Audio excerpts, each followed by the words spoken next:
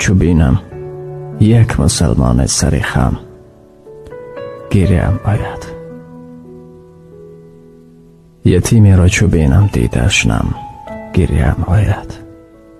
نهاید گریم از فقر نداری، چو بینم تاجیک نادان و بیغم، گریم آید. چو بینم پیری بر جا مانده در نزد فرزندش، ندارد اعتبار ارزش و یک گفته و پندش. پسر مغرور مال و میدهد فندش، دلم سوزد به حال پیرمردا، گریم آید. چو بینم مادر غمگین و بیچاره، زی بهر برده نان بهر سو گشته آواره.